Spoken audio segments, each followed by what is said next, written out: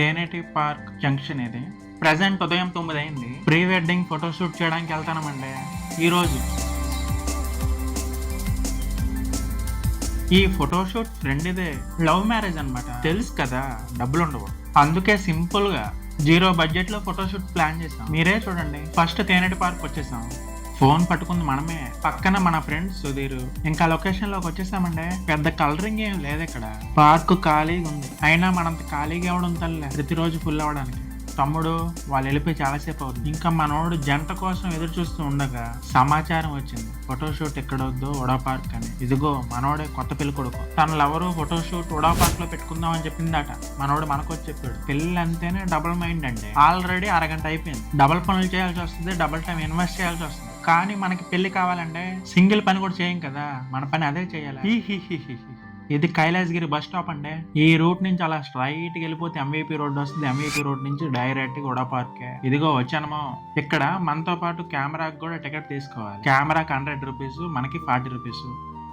ఇక్కడ కూడా జనం లేరు, మొత్తం ఖాళీగా ఉంది. ఇక్కడ లొకేషన్ బాగుంది కదా, ఈ ఆకుల మధ్య. బట్ ఫొటోస్ మనం తీయలేం, వాళ్ళు అక్కడ లేరు, ఇక్కడ ఉన్నారు. వైజాగ్లో ఉన్న ప్రతి జంటకి ఈ స్పాట్లో ఫొటోస్ తీయాల్సిందే. ఇంకా మన యుద్ధం మొదలెడదామా? ఇతనే పెళ్లి కొడుకు. మీరు కింద చూస్తూ ఉన్నాడు స్మైల్. మీరు నువ్వు ఫోటో తీసేసరికి వాళ్ళు పడుకుని పోతారులే. స్మైల్.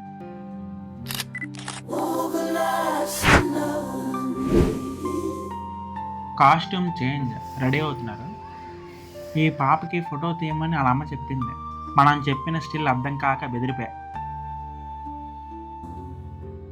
నేను ఫోటో దిగను ఒకటే గోళ.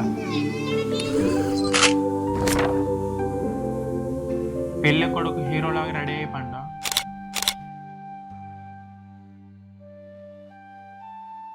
యాక్టింగ్ చేయరా అంటే జీవించేస్తాడు. మనోడు ఎక్కువ నవ్వడు, నవ్వితే బొక్కలు నొప్పి వచ్చేది అట.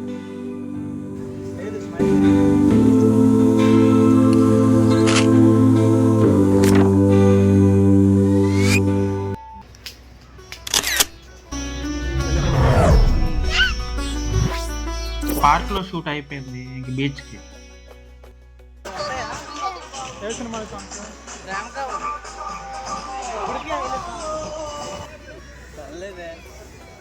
ఫొటోస్ కోసం ప్లాన్ చేయకుండా తిరుక్కుంటున్నాం మేము. ఇంకా బీచ్కి వచ్చేసాం. మనోళ్ళు కూడా వచ్చేసారు. అన్న అమ్మాయిని కాలపై 2 నిమిషాలు కూర్చోబెట్టలేకపోతున్నాడు. అది మన పరిస్థితి.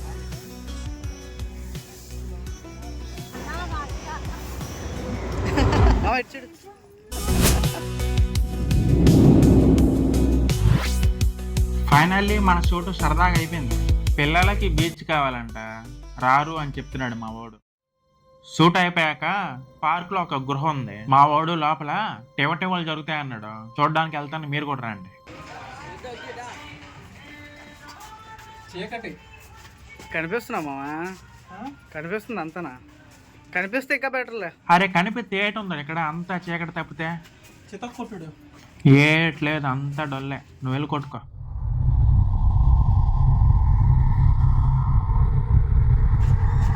చీకట్లో కంటే అక్కడ క్యాప్చర్ చేయరా అంటే మా వాడు కెమెరా ఎటో తిప్పాడు. ఫుడ్ మామ చూసారా ఎంతమంది తింటారు. ఫొటోస్ తీసి కష్టపడి పనం కదా, అందుకే బిర్యానీకి వచ్చాను. కాంప్లెక్స్ బ్యాక్ సైడ్ ఈ బిర్యానీ 100 రూపాయలే. మీరు కూడా బిర్యానీ బాగానే తింటారు కదా. సబ్స్క్రైబ్ చేయండి, ఏదో ఒక రోజు కలిసి తిందాము.